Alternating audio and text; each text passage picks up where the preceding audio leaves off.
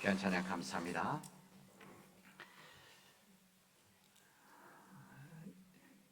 이번 22일, 이번 수요일입니다. 수요일은 사순절 시작되는 성의 수요일입니다. 제의 수요일 이렇게 말을 하기도 합니다.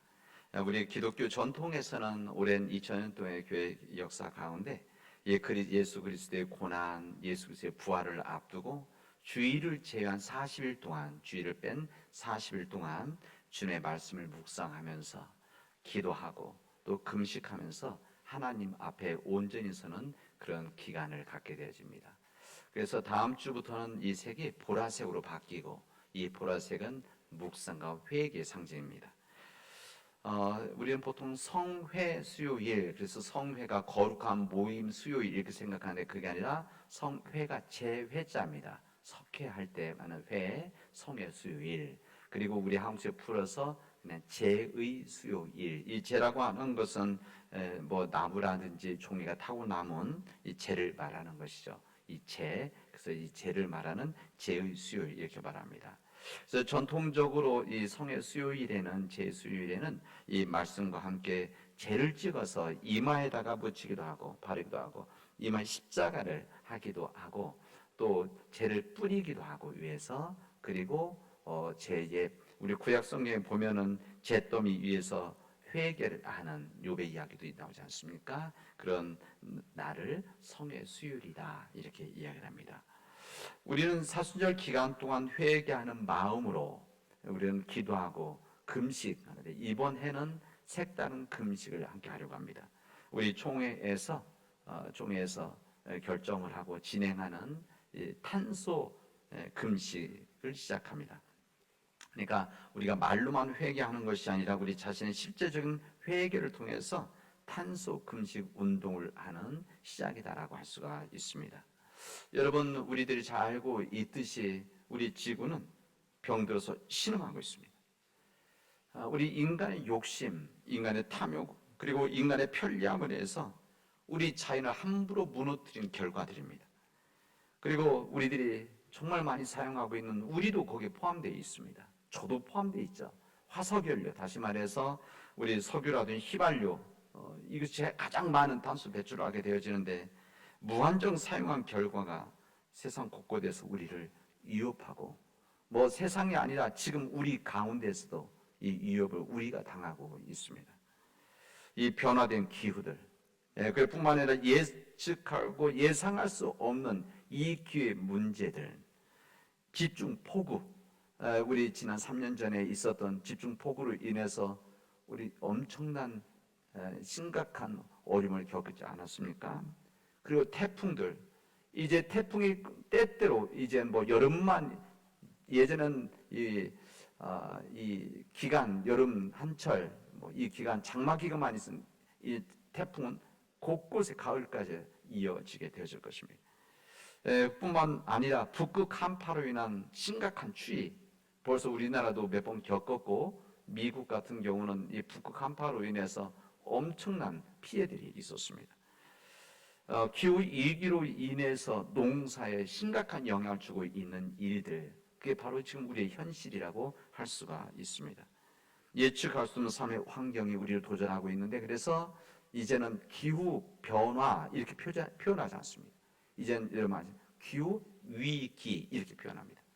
그 정도로 우리 세상이 변하고 그 다음에 위협받고 있다는 사실입니다. 여러분, 우리 몸은 열이 나고 병이 나고 몸살 기운이 있으면 당장 병원에 가고 약국에 가서 진단받고 약을 먹고 쉬게 되어지고 회복합니다. 무리하지 않죠. 우리 사회는 하나님 창조 질서 앞에 우리 인간들이 교만해져서, 그리고 이 교만함 속에서 탐욕의 결과로 만들어졌던 이 자연의 파괴, 무한정 사용하는, 무너뜨리는, 그래서 우리 사회 곳곳에서 자연의 경고가 있고 자연의 역습들이 있습니다. 그러나 이런 자연의 역습 있고 자연의 경고가 있으면 마치 몸살이 나면 우리 몸을 쉬어야 되듯이 우리 삶의 상황과 환경을 우리가 쉬어야 되는데 그렇지 않습니다. 우리 인간들은 이 탐욕과 편리함 때문에 앞으로 더 많은 돈 외치며 나아가고 있습니다. 우리 자녀들 그리고 우리 후손들이 사용해야 되는 그런 자연, 그리고 우리 후손들 자녀들이 사는 행복까지도 우리 다 끌어당겨서 지금 우리들이 사용하고 있습니다. 그리고 그 행복까지도 당겨서 쓰고 있습니다. 우리 지구의 온도가 1.5도가 오르면 심각한 자연 현상이 일어난다고 오래전부터 경고해 왔습니다. 이미 우리 세상은 1도가 이미 올랐습니다. 매년 이 보고하는 보고에 의하면은 점점 심각한 작년 11월 달에 보고가 있었는데 이미 올랐습니다. 그래서 1도에서 1.5도 가는 것을 지금 막는데 각국이 아주 치열한 싸움들을 하고 있습니다. 싸움을 하죠. 왜? 경제력이 좋은 나라일수록 에너지를 많이 쓰고 있기 때문에 그렇습니다. 우리나라도 엄청나게 쓰지만 예를 들면 미국이다. 미국의 세계 에너지 전체 60% 다 쓰고 있는 거 아닙니까? 근데 그러나 제한을 시키면 더 고통스럽기 때문에 협약에 사인을 하지 않습니다. 양심 있는 자들은 심각하게 염려하고 있습니다. 그리고 세상에 알립니다. 왜? 생명을 지키기 위해서. 이런 시대적인 상황 속에서 우리 세계 교회들은 이 자연 환경의 문제 심각한 문제로 받아들이고 다른 여러 가지 신앙적인 영적인 문제와 이슈들이 있지만 이 문제보다 가장 지금에 있어서는 이 환경 문제를 중요하게 관심 있게 이야기하고 이제 선교의 영역이 다른 것보다 먼저 이 환경의 문제, 왜 그러냐면 생명을 뺏어가는 일들이기 때문에, 생명을 무너뜨리는 일들이기 때문에. 여러분 뭐 여러 학자들의 의견들이 다르지만 지난 3년 동안 있었던 이 코로나 바이러스도 이게 자연의 환경의 불균형으로 인해서 무너진 이 결과, 이렇게 전문가들은 이야기하고 있지 않습니까? 이런 속에서 우리는 코로나 바이러스는 우리한테 약해졌지만 또 다른 큰 이런 눈에 보이지도 않는 바이러스가 우리 도전할 수도 있다는 것입니다. 우리 교단에서 이런 상황 속에서 이 사순절 절기 동안 탄소 금식을 하자, 이런 결정을 했습니다. 탄소 금식. 이 금식을 해서 다시 말하면 쉽게 말하면 최대한 탄소 배출을 줄이는 캠페인 운동을 하자는 겁니다. 다른 때 못하더라도 이 사순절 기간만이라도 하자. 그래서 이것을 우리 모든 우리 기독교인들에게 알려주고 깨우쳐서 이 부분을 줄여나가는 노력을 하자, 이런 이야기입니다. 나눠드린 안내서에 보면 매주 해당된 부분들이 있습니다. 그래서 매주 다른 주제를 가지고 탄소 금식에 여러분들께서 참여해 주시기 바랍니다. 저도 하겠습니다. 당연히 회개하는 마음으로. 좀 불편하실 겁니다. 때로는 힘드실 겁니다. 그럼에도 불구하고 여러분들이 사순절 기간 동안 이 탄소 금식에 참여를 해 주시기 바랍니다. 예를 들면 이번 주 탄소 금식은 TV 디지털 금식입니다. 가능하면 이번 주 동안은 수요일부터거든요. 수요일부터 주말까지 탄소 금식, 텔레비전 시청하는 것을 금지하자, 금하자. 뭐 누가 명령은 아니죠. 내가 금하자. 아니면 가능하면 줄이자. 그리고 디지털 전자기기 쓰는 것을 집에서 얼마 쓰는 것들이 많습니까?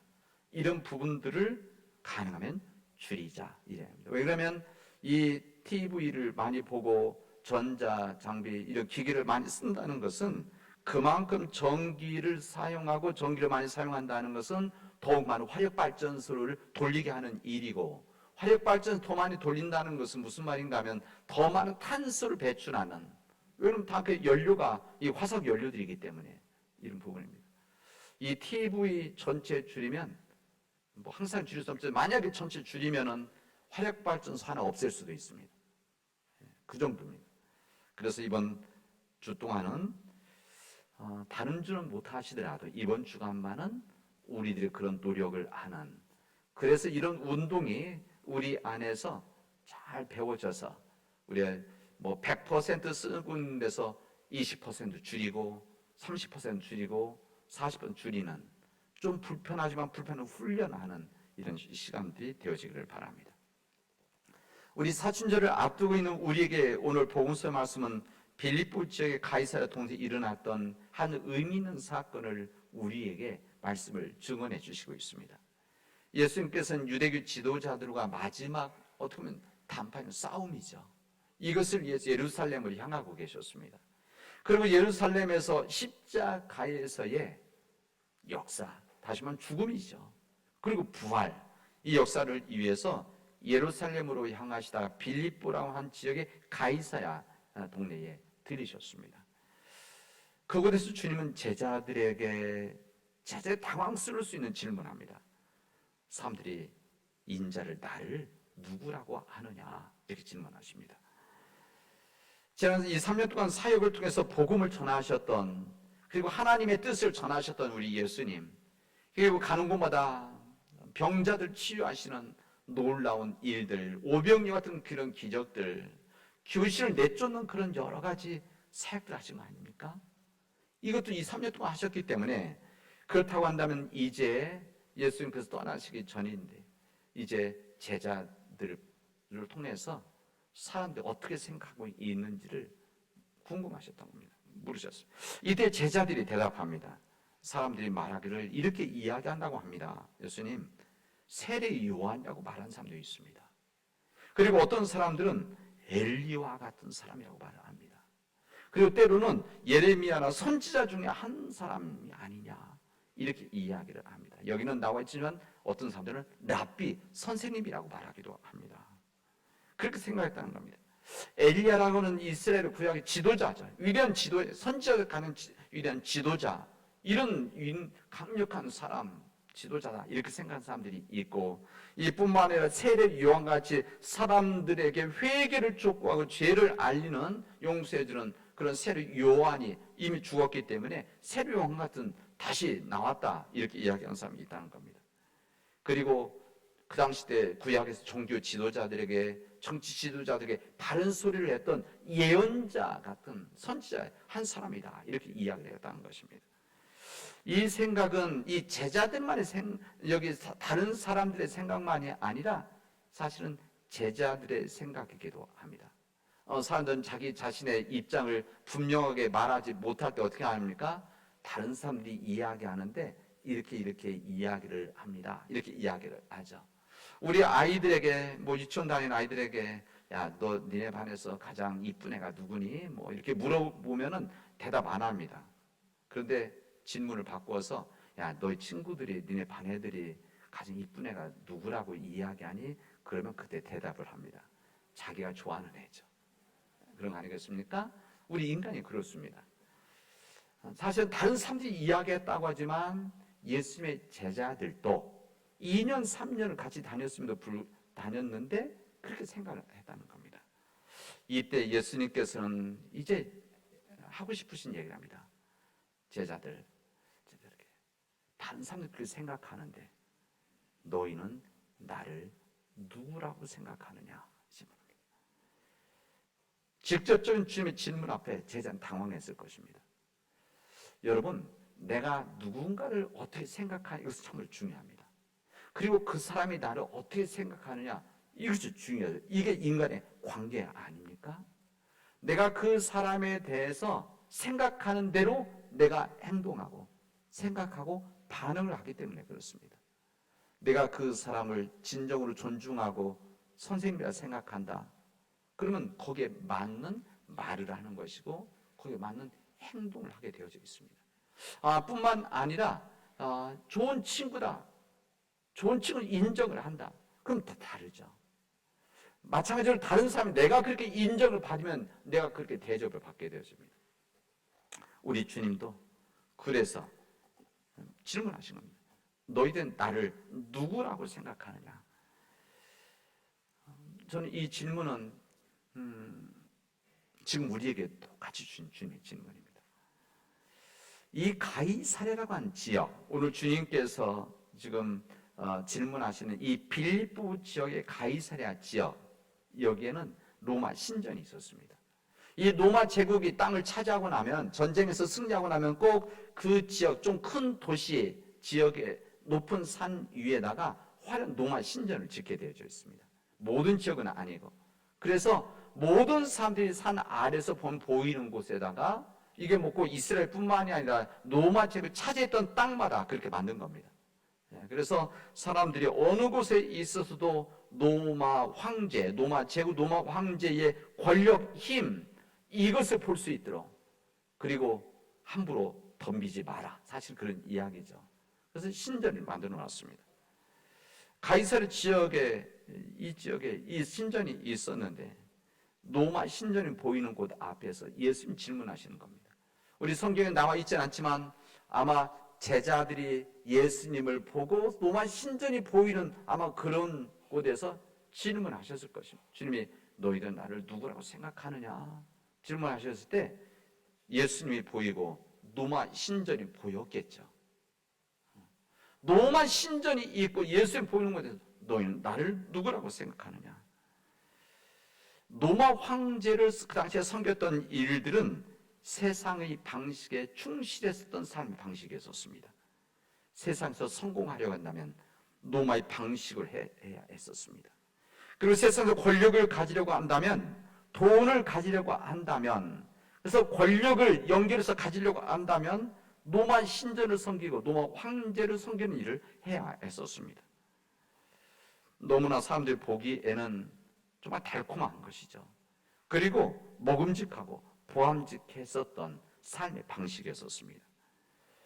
로마 신전이 보이는 곳에서 예수님 제자들에게 너희들은 나를 누구라고 생각하느냐, 이 질문은 주님께서 지난 3년 동안 함께 지내시면서 말씀을 전하시고 또 말씀을 함께 나누고 함께 먹고 마시면서 함께 그들이 가르쳤던, 훈련하시던 그 제자들을 향한 주님의 질문이었습니다. 그리고 이 12 제자들, 이 주님의 십자가 부활 이후에 하나님 나라 운동을 계속해야 되는데, 그리고 주님 몸된 교회를 섬겨야 되고 복음을 전해야 되는 이 제자들이었기 때문에 주님은 한번 시험을 보신 것이죠. 한번 테스트를 하신 겁니다. 이 제자를 너무 남겨놓고 떠나는 주님 상황 속에서 로마 신전에서 추구하는 황제의 삶, 세상의 방식으로 살아가는 그런 황제의 삶을 살아가는 것과 그 다음에 완전히 다른 황제의 삶과 완전히 다른 예수님의 복음의 방식 가운데 너희들은 어떤 길을 선택할 것이냐라고 하는 질문이셨습니다. 사실은 너희들 나를 누구라고 생각하는 질문이지만 사실 주님은 무슨 질문이신가 하면 세상의 방식, 세상을 추구하는 황제의 삶을 추구하는 그 삶을 선택할 것이냐, 아니면 완전히 다른 예수님의 복음의 삶과 복음의 방식을 선택할 것이냐, 이 질문이셨습니다. 그래서 주님은 예수님과 이 신전이 보이는 그 앞에서 선택하도록 하시는 것이죠. 저는 이 질문 우리는 매년 한 4년, 3년 만에 한 번씩 이 말씀을 제가 읽습니다. 그리고 나누죠. 그리고 때때로 우리 새벽기도회나 아니면 수요 예배 때 이 말씀을 전하기도 합니다. 근데 이 말씀을 들을 때마다, 그리고 제가 말씀을 준비할 때마다 이 질문, 저에게 주신 질문을 받아들이고 묵상하고 고민합니다. 우리의 주신 질문이죠. 지금 당장 우리에겐 로마 신전이 보이지는 않지만 우리 눈을 조금만 돌리면 로마 신전과 같이 세상의 방식을 추구하는 화려한 세상이 우리를 둘러싸고 있고 우리 안에 이미 들어와 있기도 합니다. 그렇습니다. 물질 만능주의, 동만에서 모든 것이 가능한 우리의 황금 만능주의 시대, 돈이 모든 것을 가질 수 있고 해결할 수 있는 배금주의, 그리고 더불어 함께 살아가야 되는 이웃들을 외면하고 오직 자기와 가족들만 위해 살아가는 가족 이기주의, 국민이 유임해준 권한을 마치 전쟁의 전리품처럼 생각하면서 권력으로 삶을 짓밟으려고 하는 권력 이기주의, 그리고 모든 사람들이, 모든 세대의 사람들이 함께 사용해야 되는 하나님의 창조 질서의 이 선물들, 이 자연들을 지금의 편리함과 성공을 위해서 끌어다 당겨 쓰는 환경 이기주의, 이런 모든 것들이 우리 시대의 로마 신전이라고 할 수가 있습니다.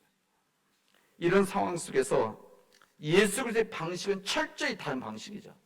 예수 그리스도의 방식은 철저히 세상의 방식과 다른 방식, 낮아지고 겸손해지는 것, 나를 먼저, 우리 가족을 먼저 생각하는 것이 아니라 이웃들을 먼저 생각하고 세상을 생각하는 일들, 내가 좀 희생당하고 내가 어려움이 있다라 내 것을 내어놓든 하더라도 그래서 사람들을 위해서 더 쓸 수 있는 그런 방식이 바로 예수님의 방식이었던 겁니다.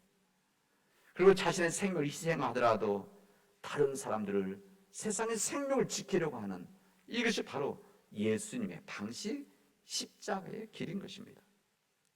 세상 사람들이 알아주지 않아도, 사람들이 박수를 쳐주지 않아도, 이름을 날리지 않아도 주님 안에서 희망을 찾고 주님께서 그 희망 안에서 작은 겨자 씨앗을 우리 삶 곳곳에서 뿌려나가는 그런 믿음의 역사를 통해서 지금 보이지 않는 희망을 만들어 나가는, 이 어둠을 탓하고 이 절망을 탓하지만 그러나 우리들은 그런 가운데 낙심하지 않고 포기하는 것이 아니라 작은 촛불을 켜나가는 그런 믿음의 삶들을 통해서 우리는 주님의 그 길을 걸어가는 것. 그래서 주님이 당연히 그 길이기 때문에 세상 사람들이 걸어가는 넓은 문을 통한 넓은 길이 아니라 좁은 문을 통한 좁은 길을 걸어가게 되어져 있는 겁니다. 주님은 이 두 가지 선택, 이 두 가지 길을 우리로 하여금 결정해라, 선택하라 말씀하신 겁니다.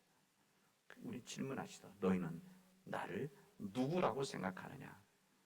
황제의 길을 선택할 것인가?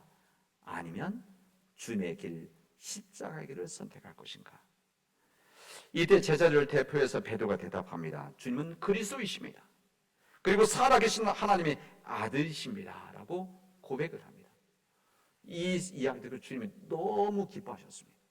그리고 이 믿음을 고백하는, 주님은 그리스도시고 하나님의 아들이시며 고백하는 베드로에게 네 믿음의 고백 위에, 베드로에게 한 말씀이죠. 주님 몸된 교회를 세우겠다 말씀하십니다. 저는 이 베드로의 고백, 주님은 그리스도이십니다. 우리의 구원자이십니다.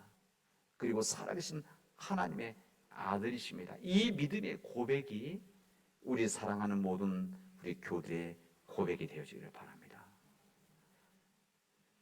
이 믿음의 개인의 고백뿐만이 아니라 우리 각 가정의 고백이기를 바랍니다.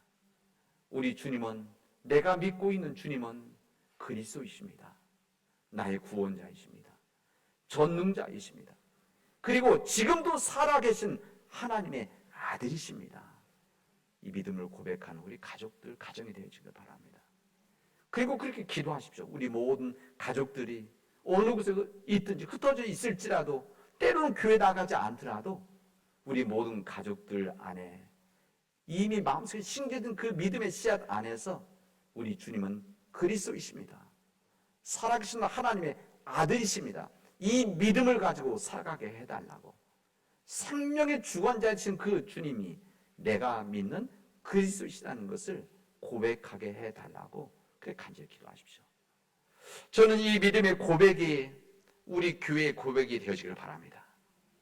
우리 교회 모든 교회가 이 지역사회 속에서, 이 세상 속에서 우리 믿음을 고백하는 것이죠. 우리가 믿고 있는, 우리가 예배하는 우리 예수님만이 우리 그리스도이십니다. 아무리 세상에 물질에 힘이 있고 능력이 있고 지배하는 로마 신정과 같이 둘러싸고 있다고 할지라도 우리 교회는 온전히 예수님만이 그리스도이십니다. 하나님만을 믿습니다. 그리고 살아계신 하나님의 아들이신 바로 우리 예수님이십니다라고 믿음을 고백할 수 있기를 바랍니다. 사도 베드로는 오늘 베드로전서에서 우리에게 이렇게 이야기합니다. 우리는 주님의 택하신 족속이고 왕같은 제사장이고 거룩한 나라고 주님의 소유가 된 백성이다, 이렇게 고백합니다. 초대교회에서 이렇게 고백한 것이죠. 이 베드로 고백은 초대교회 고백입니다. 예수님 이후에 초대교회 속에서 시간이 많이 지난 다음에도 이렇게 고백한 겁니다. 우리들 누구냐? 주님의 택하신 족속, 택하신 받은 우리 믿음의 사람들입니다. 그리고 왕같은 제사장입니다. 고경을 가지고 있는 왕같은 제사장, 우리가 이 구약 신앙에서는 제사장, 이 사제들만이 제사장이 있는데 당연히 우리가 제사장, 왕 같은 제사장입니다. 그리고 우리는 거룩한 나라고 우리는 주님의 소유가 된 백성입니다. 이렇게 믿음의 고백을 하고 있습니다. 여러분, 우리가 제사장입니다. 여러분, 믿음으로 고백하고 이 믿음의 삶을 살아가길 바랍니다. 이제부터 우리는 왕 같은 제사장이라고 하는 주님의 말씀, 사도 베드로를 통해 주신 이 말씀을 통해서 내 스스로가 거룩한 삶을 살아나가는, 이 거룩이라는 것은 구별됐다는 말입니다. 구별된 삶을 살아나가는 하나님의 제사장입니다. 우리 가정이, 우리 친척들과 이웃들 속에서 우리 가정이 제사장 가정이 되게 해주십시오. 그렇게 기도하십시오. 우리가 제사장은 자신만을 예배드리는 거 아니야, 제사드리는 것이 아니라 모든 사람들이 제사드리는 자가 제사장 아닙니까? 마찬가지입니다. 우리가 제사장, 우리 가정이 제사장이 되어져서 세상 사람들로 하여금 이 가정이 진정 믿음의 가정이다라고 하는 것을 세상에 드러내시길 바랍니다. 저는 우리 교회가 제사장 교회가 되어지면 참 좋겠습니다. 그리고 그렇게 되기를 지금 우리가 말씀하십니다. 우리 남원 지역에서 우리 교회가 역사 가장 오래된 교회이기 때문에 제사장 교회다, 저는 그렇게 생각하지 않습니다. 이 역사 때문에가 아니라 주님을 믿고 있기 때문에 우리 교회가 남원 지역에서 제사장 교회가 되어져서 우리 교회만을 위한 예배, 우리 교회가 아니라 남원 지역에 죽어간 영혼들을 구원하고 잃어버린 영혼들을 구원하고 하나님을 모르는 영혼들을 구원하는 제사장 교회가 되게 해 주십시오. 이렇게 기도할 수 있길 바랍니다. 그렇게 기도합시다. 그래서 우리 제사장 교회가 되어져서 단순히 우리 남은 지역이 우리 제사장 교회가 아니라 우리가 거룩함으로 서고 믿음의 길을 걸어가면 이 거룩한 영향력은 작은 들불과 같이 번지게 되어져 있습니다. 그래서 우리 민족을 지키는, 민족을 위해서 회개 기도하는, 우리 민족을 위해서 헌신하는 우리 제사장 교회가 되어지길 바랍니다. 이렇게 되어지도록 합시다. 우리는 이 교회를 위해서 우리가 부름을 받았습니다. 오늘 출애굽기 말씀 우리로 하여금 이 제사장이 되려면 어떻게 해야 되느냐? 이 제사장 나라가 되어지고 제사장 되면 어떻게 해야? 오늘 말씀은 뭐라고 하냐면 온 세계가 주님께 속하여 있다. 이렇게 말씀하시면서 우리가 주님의 말씀을 잘 듣고 순종하며 청종하게 되어지면 주님께서 약속을 지키신다. 그리고 우리가 약속을 지키면 우리는 주님의 백성이 되어지고 뿐만 아니라 우리가 제사장 나라가 되어진다는 것을 우리에게 말씀해 주십니다. 사랑하는 믿음의 교회 여러분, 하나님 말씀 앞에 진실로 서기를 바랍니다. 주님 말씀 앞에 온전히 청종하는, 듣고 순종하는 믿음의 백성들이 되십시오. 그래서 우리가 거룩한 백성, 거룩한 제사장이 되어져서 여러분 가정에 가셔서 여러분의 제사장의 삶을 살아갈 수 있길 바랍니다. 여러분의 삶의 일터 직장에 가셔서, 일터에 가셔서 이웃들과의 만남 속에서 내가 그냥 살아가는 사람이 아니라 하나님의 선택받은 사람, 그리고 하나님의 거룩한 백성, 거룩한 제사장, 이 제사장의 삶들을 그곳에서 드러낼 수 있길 바랍니다. 그리고 우리 남은 지역에서 우리 교회가 제사장 교회가 되어져서 이 남은 지역을 위해서 우리가 희생하고 또 희생하고 또 희생하면서 섬기고 또 섬겨서 진실된 하나님의 제사장 교회가 되어지는 믿음의 역사가 있게 되어진다면 주님은 기뻐하실 것입니다. 그리고 이 믿음의 반석 위에 우리로 세워서 주님의 일을 맡기실 것이고, 이 어두워져가는 이 시대 속에서, 절망이 짙어가는 이 시대 속에서 희망을 만들어내는 우리 믿음의 백성들, 여러분들입니다. 그리고 믿음의 교회, 주님께서는 역사하실 것입니다. 다 같이 기도합시다. 살아계시고 우리 그리스도 되시고 우리 구원자 되신 우리 예수님, 우리 함께하여 주시옵시고 성령님께서 도와주시며 우리가 나갈 길을, 교회가 감당해야 될 그 길을 우리에게 밝히 보여주시옵시고 그 말씀 앞에 순종하게 하여 주시옵소서. 거룩한 백성이 되어지고 거룩한 제사장의 삶을 살아갈 수 있도록 역사하여 주시옵소서. 예수님의 이름으로 기도합니다. 아멘.